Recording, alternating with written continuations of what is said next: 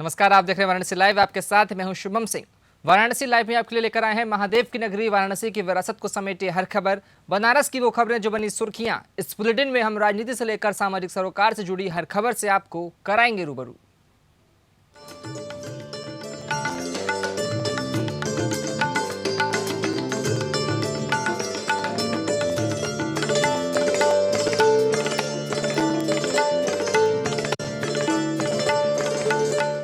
और आइए अब शुरुआत करते हैं।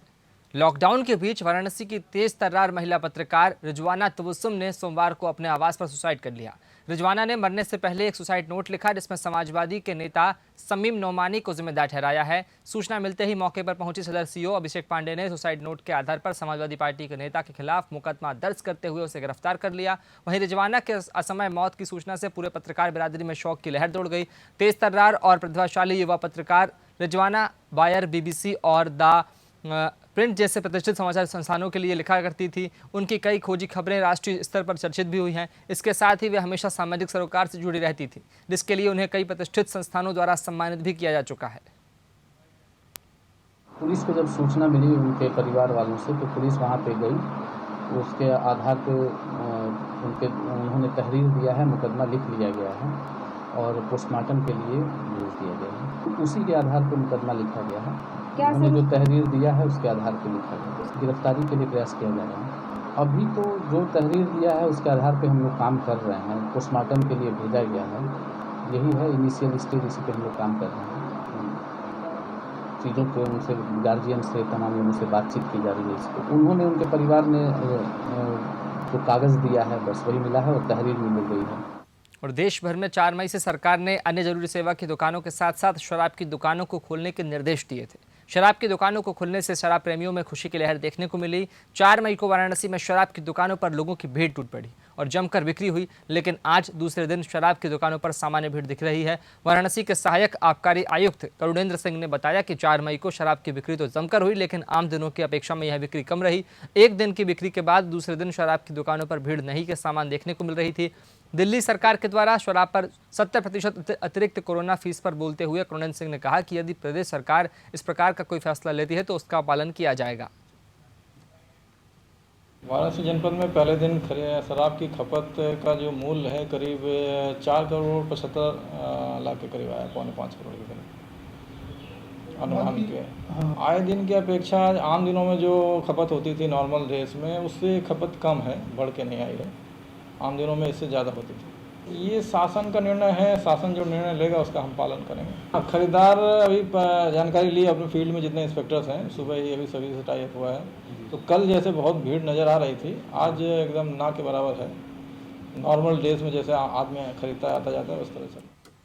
लॉकडाउन में कुछ राहत मिलने के बाद सोमवार को वाराणसी के शराब प्रेमियों में अजीब सी हलचल नजर आई थी। दुकान खोलने के पहले लोग लाइन लगाए थे। शराब खरीदने वालों की लंबी लंबी लाइनें हर जगह देखने को मिली। हालांकि वाराणसी जनपद से सटे चंदौली जनपद के बॉर्डर को पूरी तरह से सीज किया गया था, लेकिन यहाँ शराब की दुकान खोले जाने के पहले ही खरीदारों की लाइन लगी थी। आबकारी विभाग द्वारा लॉकडाउन के दौरान सीज किए गए शराब की कई दुकानों को पुलिस की निगरानी में खोले जाने के बाद शराब प्रेमियों ने अपनी मनचाही ब्रांड की शराब खरीदी। शराब की दुकानों पर लाइन में लगे कुछ ऐसे लोग भी नजर आए जो प्रशासन द्वारा बांटे जा रहे राशन सामग्री या भोजन लेने के लिए घंटों लाइन में लगे रहते थे। वो इसलिए सरकार से मदद ले रहे थे क्योंकि उनके पास राशन सामग्री खरीदने के लिए पैसा नहीं था। लेकिन शराब दुकान खुलते ही शराब खरीदने के लिए उनके पास पैसे कैसे आ गए? शराब के शौकीन कई ऐसे व्यक्ति भी नजर आए जो 3-4 शराब की बोतल लिए जा रहे थे। हालांकि उन लोगों के पास भी अपने अपने तर्क थे। वहीं शराब की दुकान पर कुछ ऐसे लोग भी नजर आए जो शराब पीने के लिए नहीं, अलबत्ता शराब का स्टॉक बनाने में लगे हुए थे। महमूरगंज के एक दुकान पर 2 लोग 12 से 15 बोतल शराब खरीद कर ले जाते हुए देखे गए। ये झोला और अपनी बाइक की डिग्गी में शराब भरे हुए थे। शराब की जिन दुकानों पर पुलिस की निगरानी में शराब भी बेची जा रही थी, वहां तो सोशल डिस्टेंसिंग नजर आई, लेकिन जहां पुलिस जवान नहीं थे वहां पूरी तरह सोशल डिस्टेंसिंग की धज्जियां उड़ाई जा रही थी। वाराणसी में कई शराब की दुकानों पर देखा गया कि दुकानदार द्वारा ग्राहकों का हाथ सैनिटाइज कराए जाने के बाद शराब की बिक्री की जा रही थी। इसके साथ ही दुकानदार द्वारा ग्लव्स का प्रयोग भी किया जा रहा है। आज 11 बजे प्रशासन ने लॉकडाउन के सापेक्ष जो दुकान खुलवाया है, जिसमें हम लोग सोशल डिस्टेंसिंग को मेंटेन करते हुए 2-2 गज पे गोल राउंड बना करके कस्टमरों को लाइन लगा करके हम लोग सप्लाई कर रहे हैं। सैनिटाइजर की व्यवस्था रखे हुए हैं। सेल्समैन हमारे ग्लव्स और जो है मास्क लगा करके अपना सेल कर रहे हैं और कस्टमरों की भीड़ चल रही है। हम लोग कोशिश कर रहे हैं पूरी जो है कि लाइन लग करके ही माल दिया जाए। हाँ, भोजन रोज मिलता है। कहाँ से मिलता था? घर से लाते थे। कोई सहयोग सरकार से नहीं मिला भोजन के लिए? नहीं मिल रहा था। सरकार से सहयोग मिल रहा था भोजन हाँ, के लिए? मिल रहा था। कि दारू के लिए पैसा कहाँ से आ गया? दारू के लिए पैसा कहाँ से आया आपका? हम सरकार का सहयोग नहीं लिए, अपना कर रहे थे ना। और सरकार लॉकडाउन के बीच प्रवासी मजदूरों को अपने घर भेजने की कवायद में जुटी होने का दावा करे, लेकिन अभी कुछ ऐसे मामले सामने आ रहे हैं जहां सरकार के दावे खोखले साबित हो रहे हैं। ऐसा ही एक मामला वाराणसी में देखने को मिला, जहां 2 युवक मुंबई में वेल्डिंग का कार्य करते थे, लेकिन इस लॉकडाउन में काम बंद होने पर उन्हें खाने पीने की परेशानी का सामना करना पड़ रहा है। ऐसे में जब उन्हें सरकार की ओर से अपने घर भेजने की व्यवस्था नहीं मिली तो युवकों ने पैदल ही अपने जिला देवरिया जाने का निर्णय लिया और अलग अलग रास्तों से, अलग अलग जरियों से वो वाराणसी आ पहुंचे। और जब हमारी टीम ने उनसे बात की तो उन्होंने अपना हाल बयान किया। नहीं, वहाँ पे तो 50 आदमी एक साथ में चले थे, पर सब लोग उधर उधर चौक गए, कहाँ हम लोग अभी बचे हैं 2 लोग इधर। तो रास्ते में कितना लोग बना खाना दे रहे थे, उससे खा रहे थे। पुलिस रोका तो बोले कि उधर से जाओ। और 24 मार्च से लगातार लॉकडाउन के दौरान सेवा ही जीवन है, इस भाव को लेकर अखिल भारतीय विद्यार्थी परिषद के कार्यकर्ताओं की टोली सुबह 6 बजे से रात 10 बजे तक खुद भूखे प्यासे रहते हुए काशी महानगर में एक योद्धा की भांति काम कर रही है। इसी युवा जोश के साथ अखिल भारतीय विद्यार्थी परिषद के कार्यकर्ताओं ने आज मच्छोदरी क्षेत्र में मध्यम वर्गीय परिवारों को राशन, सैनिटाइजर और साड़ी वितरण किया। इस दौरान उपस्थित विद्यार्थी परिषद के प्रदेश संगठन मंत्री विजय प्रताप ने कहा कि गरीब परिवारों के लिए समाज, सरकार और विभिन्न संगठन सभी लगे हुए हैं, लेकिन जो मध्यम वर्गीय परिवार हैं वो संकोचवश किसी से कुछ कह नहीं पाते। वास्तव में आज उनकी मदद करने की भी आवश्यकता है। इसके साथ साथ विद्यार्थी परिषद ने उन सभी छात्र छात्राओं का आह्वान भी किया कि जो इस समय अपने अपने घरों में जाना चाहते हैं, विद्यार्थी परिषद ने प्रशासन से बात कर उन्हें घर पहुंचाने की जिम्मेदारी भी ली है और हेल्पलाइन नंबर भी जारी करके उनसे सभी से हॉस्टल, लॉज में रहने वाले छात्रों से संपर्क करके सूची बनाई जा रही है ताकि छात्र छात्राओं को उनके घर पहुँचाया जा सके। यहाँ पे अनाज है, सैनिटाइजर है, ग्लव्स, वो है, मास्क है, साड़ी है, जो गरीब जनताओं के लिए उपलब्ध करा के उन लोगों को संतोषजनक का। यहाँ वही जो लॉकडाउन में फंसे हुए लोग हैं उन्हीं की सहायता की जाएगी। लगभग 100 से 150 लोगों तक विद्यार्थी परिषद ने राशन किट, जिसमें आटा, दाल, चावल, नमक इत्यादि सामग्रियाँ, सैनिटाइजर, मास्क और जो हमको समाज से मिली हैं ऐसी साड़ियाँ, वो हमने उनको वितरित की हैं। विद्यार्थी परिषद का इतना ही संदेश है, यह महामारी वास्तव में एक बड़ी महामारी है। इससे बचने के लिए केवल एक ही रास्ता है, एक फिजिकल डिस्टेंसिंग यानी शारीरिक दूरी का पालन करना। दूसरा, केंद्र सरकार ने जो समाज के लिए, देश के लिए जो हमको आरोग्य सेतु ऐप डाउनलोड करने के लिए बोला है, वह आरोग्य सेतु ऐप डाउनलोड करके हम इस गंभीर बीमारी से लक्षणों से निजात पा सकते हैं। जब से लॉकडाउन इस वैश्विक महामारी के दौरान, कोरोना कोविड-19 वैश्विक महामारी के दौरान लगातार अखिल भारतीय विद्यार्थी परिषद समाज के बीच में, मजदूरों के बीच में, श्रमिकों के बीच में, अन्य सभी वर्ग के बीच में लगातार खाद्य सामग्री वितरण का कार्यक्रम करती आ रही है। आज इसी क्रम में मच्छोदरी पार्क के आगे नावन गली में अखिल भारतीय विद्यार्थी परिषद द्वारा साड़ी, खाद्य सामग्री, मास्क, सैनिटाइजर सभी महिलाओं को वितरण किया गया। सामग्री में, खाद्य सामग्री में दाल, चावल, नमक, तेल, आटा, अन्य में सैनिटाइजर, मास्क। और वाराणसी पुलिस द्वारा लॉकडाउन में एक गर्भवती महिला की मदद किए जाने के बाद डिलीवरी के बाद महिला ने एम्बुलेंस से थाने पहुंचकर पुलिसकर्मियों का आभार व्यक्त किया। 2 दिन पहले पुलिस वालों ने दशाश्वमेध की पूजा वर्मा नामक महिला की मदद की थी। पूजा गर्भवती थी और 2 दिन पहले गोदोलिया स्थित मारवाड़ी अस्पताल गई थी। महिला को मारवाड़ी अस्पताल ने मंडलीय अस्पताल रेफर कर दिया। रेफर के बाद महिला काफ़ी परेशान थी और दशाश्वमेध पुलिस वालों से सहयोग की मांगा था, जिस पर पुलिस वाले अपने सरकारी जीप से उसे कदीर चौरा स्थित मंडलीय अस्पताल पहुँचाए, जहाँ गरीब महिला को सोमवार को बेटा हुआ। डिलीवरी के बाद महिला को आज डिस्चार्ज कर दिया गया। इसके बाद महिला घर वापसी के दौरान एम्बुलेंस से गोदौलिया पहुंची और पुलिस वालों और जिला प्रशासन को धन्यवाद दिया। होता हुआ मेरे कमिश्नर ने आप लोगों के सहयोग से हम बहुत परेशान थे और आप लोगों ने अपना गाड़ी से हमको पहुँचाया और पोता हुआ शाम को 6 बजे आज छुट्टी हो गई है। बहुत अच्छे सभी भाई लोग हैं, यूपी पुलिस वाले, और हम लोग को सहयोग दिए। हमने कोई परेशानी नहीं हुआ, बच्चा भी हो गया नॉर्मल कायदे से, बच्चा और मेरी बहू दोनों ठीक है।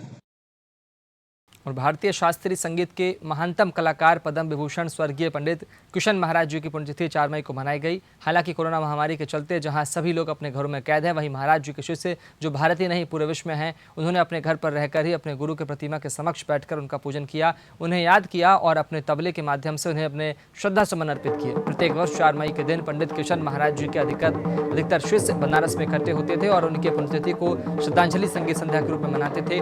पंडित किशन महाराज का एक ऐसा नाम जिन्होंने संगीत की दुनिया में अपने तबले की थाप से, अपने कलाकारी से हर कलाकार को आश्चर्यचकित किया, श्रोताओं को नाद के समुद्र में गोते लगवाए। ऐसे महान कलाकार की 12वीं पुण्यतिथि पर पूरी दुनिया में फैले उनके शिष्यों ने लॉकडाउन के कारण उनकी पुण्यतिथि अपने घरों पर रहकर मनाई। इसी कड़ी में बनारस के कबीर चौरा में रहने वाले उनके शिष्य तबला वादक अमित मिश्रा ने अपने गुरु के चित्र के समक्ष दीप जलाकर उनकी दीप आरती उतारकर उनके चरणों में वंदन किया और अपने भतीजे आर्यन मिश्रा के साथ महाराज जी द्वारा रचित बंदिश पर तबले के साथ संगत करके तथा डमरू के बोलों के माध्यम से उनको श्रद्धा सुमन अर्पित किए।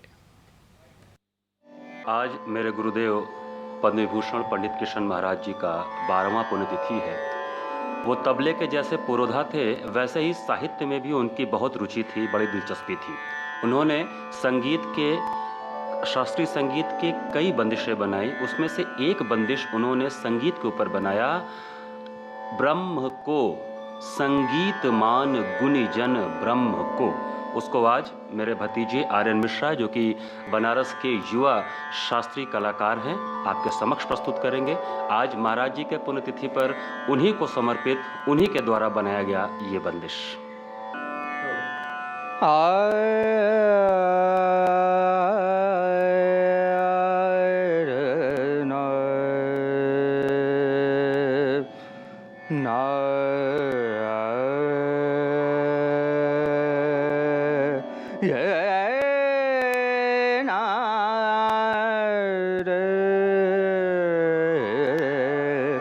ब्रह्म को संगीत रूप मान गुण जन, ब्रह्म को संगीत रूप मान गुण जन, ब्रह्म को संगीत रूप मान गुण जन, ब्रह्म को।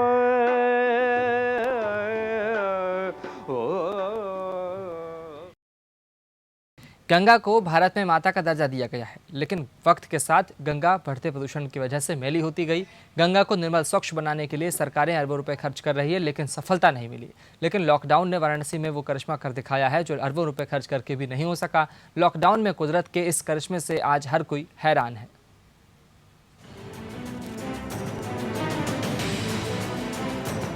कोरोना वायरस के खतरे के बीच प्रकृति जीवन की नई उम्मीद दिखा रही है, जहां प्रदूषण नहीं बल्कि शुद्ध आबोहवा। कोरोना की वजह से लॉकडाउन के दौरान देश में प्रदूषण में लगातार कमी आ रही है। हवा तो साफ हो रही है, साथ ही साथ नदियों में भी साफ पानी बह रहा है।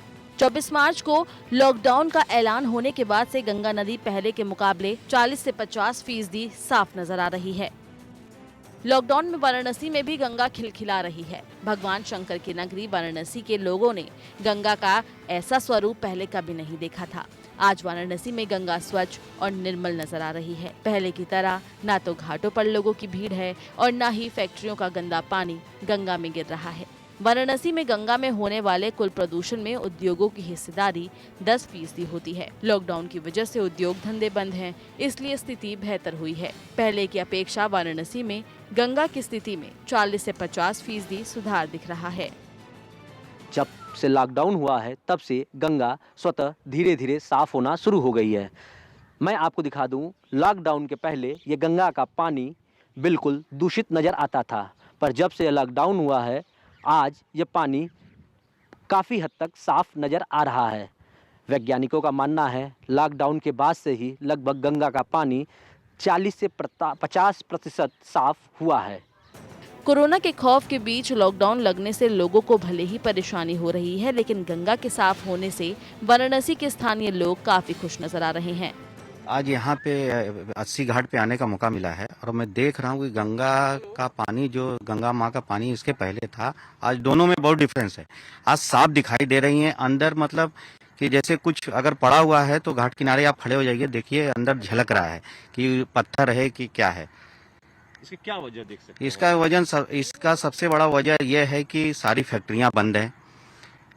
जो मांस मच्छी काटते थे लोग, उसका पानी जो गंगा में जा रहा है वो पोल्यूशन एकदम मुक्त है। लोग गंगा किनारे नहा नहीं रहे हैं, घाट पे कपड़ा नहीं धो रहे हैं। तो आप समझ लीजिए कि अगर ये और कुछ दिन हो गया तो गंगा एकदम पहले जैसी निर्मल और स्वच्छ हो जाएंगे।